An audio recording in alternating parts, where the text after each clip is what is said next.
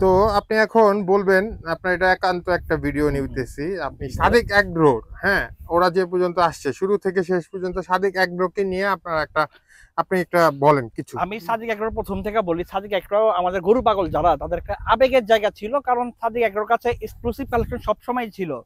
যে সময় 2012 সালে আমি গরু বিক্রি করি নয়াবাজার গরুর হাটে, যে সময় আমি গরু বিক্রি করা গরুর যে দাম কিনছি ওর অর্ধেক দামে বিক্রি করছিলাম, শুধু গরুর ব্যাপারেই নামটা আমার নামের সাথে যুক্ত হবে যে গরুর ব্যাপারে আকিব। জাস্ট এই একটা শর্ট মিনারের জন্যই কিন্তু আমি 16 লাখ টাকার গরু কিনা বিক্রি করছি 9 লাখ টাকা বা 8 লাখ টাকা, এরকম তো আমার 1 লাখ টাকা খরচ গেছে গরুতে। যাই হোক, ওই কথা না বলি এখন। ওই সময় কিন্তু সাদিক এগ্রোর ইমরান সাহেব আমাদের সাথে গরু বিক্রি করছে নয়াবাজার গরুর হাটে, সেই সময় কিন্তু সেও লস হয়ে গেছে। তার কিন্তু বিশাল বিশাল গরু বিক্রি হয়নি। তার যে গরুর দাম ছিল 3.5 লাখ টাকা, সেই সময় সেই গরু বিক্রি করে সে 1.5 লাখ টাকা বা 1 লাখ টাকা গরুগুলো বিক্রি করছে। সেও কিন্তু সেই সময় প্রচুর টাকা ক্ষতিগ্রস্ত হয়েছে। আমি যদি 8 লাখ ক্ষতিগ্রস্ত হই, সেই সময় 2 কোটি টাকা ক্ষতিগ্রস্ত হয়েছে। আর সেই সময় সাদিক এগ্রোর অবস্থান এরকম ছিল না। এক নম্বর কাউন্টারের সামনে 1 নাম্বার তাদের কাউন্টারের সেই সামনে এটা বাধা ছিল, ছিল, প্যান্ডেল ছিল। তাদের কাছে 2টা দম্বা ছিল, ওখানে তারা আরো নিয়ে কিছু আসছিল। বিক্রমপুর এগ্রো, আরো কিছু বড় আর বড় বড় এগ্রো বড় ছিল। এগ্রো ছিল, শরীফ এগ্রো সেই সময় মাঠে ছিল। যাই হোক, এখন সাদিকের কথা বলি। সাদিক এগ্রোটা ছিল হচ্ছে কালো টাকা সাদা করার একটা প্রধান মাধ্যম। আর ইমরান হয়েছে পুরাতন বংশালের সময় তাদের ব্যবসায়িক দোকান ছিল জালালাবাদ প্লাস্টিক বা জালালাবাদ র্যাক্সিন হাউস, মানে তাদের দোকানটার নাম ছিল।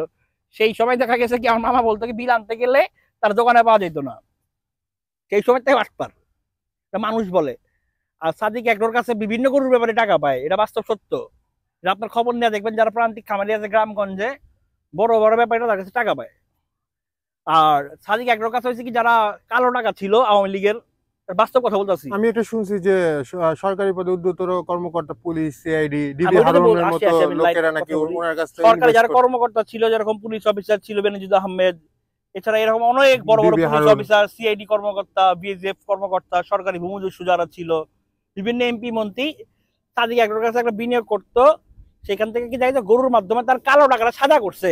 আর ব্যাংকের লোন তো ছিলই, ব্যাংকের লোন তো ছিলই, স্বল্প ব্যাংকের যে স্বল্প আপনার ঋণে, কর্পোরেট, স্বল্প আমি সুদে। লোনটার ব্যাপারে আসি একটু পরে, এটা বলে হ্যাঁ, নেই।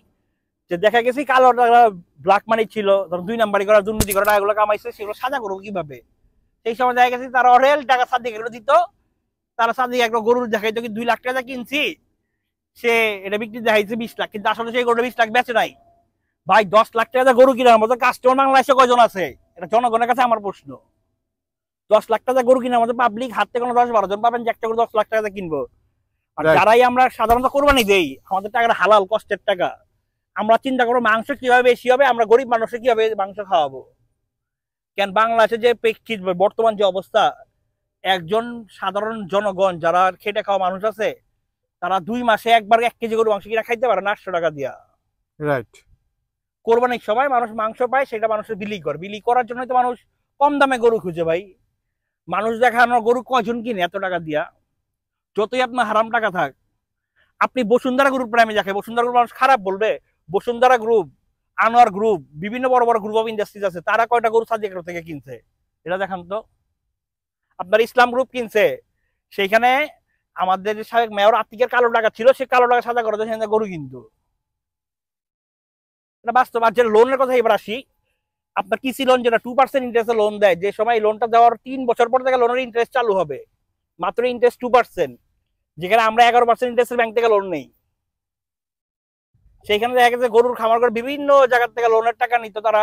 খামার জায়গা কিনছে, দেখা জায়গাটা ব্যাংকের কাছে লোন নিছে, নিয়ে তারা 3 বছর পর থেকে তারা কিস্তি চালু করছে। সামান্য কিছু গরু রেখা তারা সব টাকা অন্য অন্য জায়গায় বিজনেস এর ক্ষেত্রে ইনভেস্টমেন্ট করছে। এভাবে করে যে গরুর ব্যবসায় মানুষজন নামছে, বড় বড় ইন্ডাস্ট্রিয়ালরা এই কারণে গরুর ব্যবসা করে। তাদের আরো বড় বড় ইন্ডাস্ট্রিয়াল গরুর ব্যবসা নামছে, বড় বড় এগ্রো দিছে তাদের কালো টাকা সাদা করার জন্য। আপনার সাদিক এগ্রো যে গরু দেখেছে 20 লাখ, তারা যে সময় আয়কর জমা দিতে গেছে সেই সময় দেখেছে গরু বিক্রি 36,000 টাকা। এটা কি দুর্নীতি না? আর এক প্রকার বিদেশ থেকে গরু আনতে গেছে, যেখানে বাহামা গরু বাংলাদেশে নিষিদ্ধ। সাদিক এগ্রোর কাছে কিভাবে এত বাহামা গরু আসলো, কিভাবে বাংলাদেশে নিয়ে আসলো তারা প্রসেসিং করে? এয়ারপোর্টে কাস্টম কর্মকর্তারাও তাদের সাথে জড়িত ছিল, তাদেরও বিচার হওয়ার দরকার। অবশ্যই ছিল। আমাদের দেশে মানুষ দুধ খাইতে পারে না, যেখানে দুধের গাবি আনতে পারতো সাদিক এগ্রো ছিল, আনতে পারতো না। কোরবানি গরু কেন আনবে এক্সক্লুসিভ গরুগুলা? আর বাহামা গরু এখনো বহু খামারে আছে, বড় বড় বাহামা। ওরা তো মিস নোটিশ দিয়ে আনছে যে ওরা ব্রিডিং করবে, জাত উন্নয়ন করবে, কিন্তু আসলে এগুলো আইনা তো বিভিন্ন দামে 20 লাখ টাকার গরু, 10 লাখ টাকার গরু, কোটি টাকার দাম নিছে।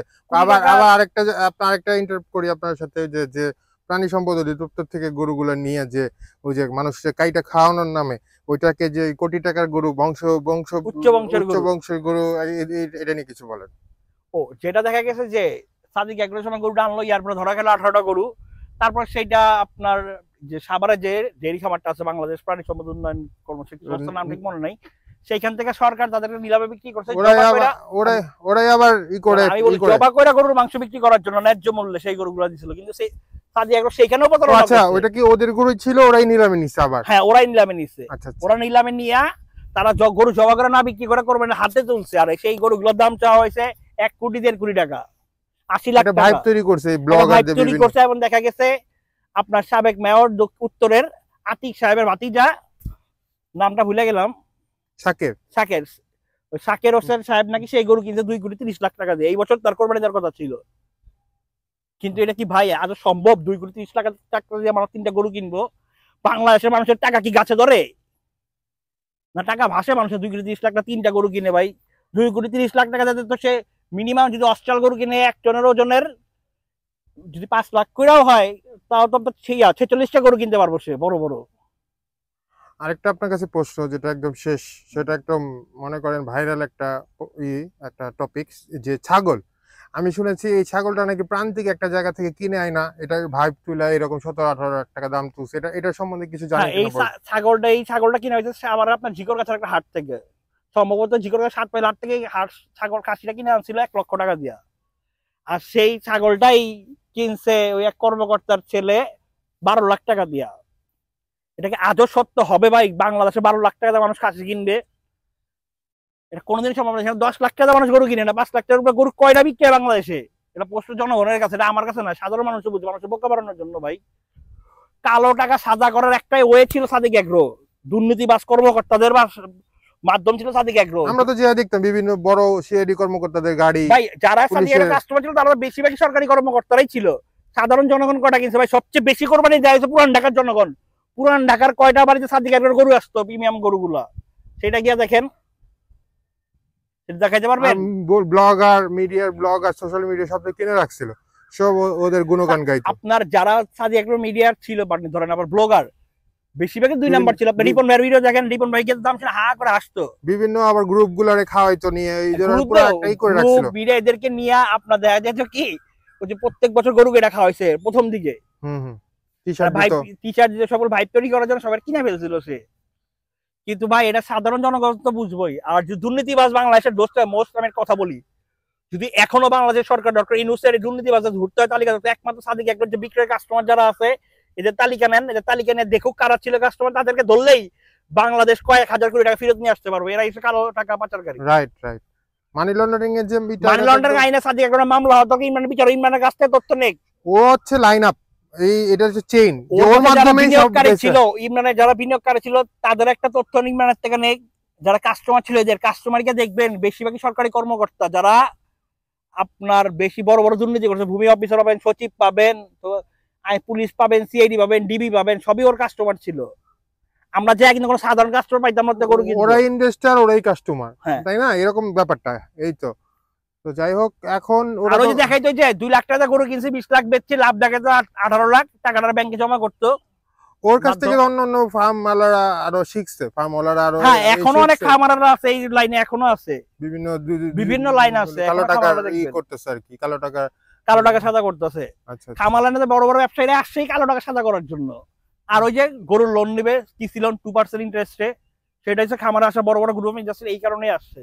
তারপরে বিভিন্ন যে প্রোগ্রাম করতে, মেলা, গরুর মেলা, এগুলোর মধ্যে হয়তো দুর্নীতি ছিল, এগুলো বহু বড় বড় দুর্নীতি ছিল। এগুলোর মাধ্যমে হাইপ তোলা হইতো গরুগুলার, না এগুলোর হাইপ তোলা হইতো, আর এগুলোর মাধ্যমে দেখানো যায় এত টাকা। ভাই আমি যে এখনো বলতেছি 1 কোটি টাকা দিয়ে কোন পাগলে গরু কিনবো রে ভাই? এত বড় পাগল বাংলাদেশে হয় নাই। সৌদি শেখেরা আছে না, দুবাই শেখও 3 গরু এত টাকা দিয়ে কিনবো না। দুবাই শেখ বিশ্বের সবচেয়ে বড় লোক। সেটাই আসলে এখন তো ওরা ব্যবসা করতেছে, হ্যাঁ এখন সাভারে করতেছে। নাকি ওদের ফার্ম, আবার সাভার এখানে আছে, কেরানীগঞ্জে মাহমুদপুরেও আছে, আছে। মোহাম্মদপুর, কেরানীগঞ্জ আছে, অনেক জায়গায় খামার হ্যাঁ, আছে। তো ওদের ব্যবসাটা সরকার ওদের উপরে সরকারের নিষেধাজ্ঞা করতে অবশ্যই পারছে। দরকার সাজি একবার নজরদারি করা, প্রত্যেকটা বড় বড় খামারের প্রিমিয়াম কাস্টমারদের নজরদারি করা, এবং দুর্নীতি দুদকের সবচেয়ে বড় জরুরি দরকার এবার হাটে যারা বড় বড় গরু কিনে মনিটরিং করা। তাদের মনিটরিং করা, এবং সাদেক এগ্রোর বিক্রয় খাতা দেখা কারা সাদেক এগ্রো থেকে গরু কিনতো। যদি এটা সরকার দেখতে পারে অবশ্যই দুর্নীতিবাজ ধরতে পারবে, যে উচিত সরকারের। আমি ডক্টর ইউনূস সরকারের যারা কর্মকর্তা আছে তাদের কাছে অনুরোধ করব যে তাদের দুর্নীতি দেখে। খুব ভালো লাগলো আপনার কথাগুলো, ধন্যবাদ। আশা করি সবার উপকৃত হবে আপনার এই কথাগুলো শুনে। তো ধন্যবাদ। আপনাকে ধন্যবাদ, আবার ইনশাল্লাহ দেখা হবে আপনার সাথে।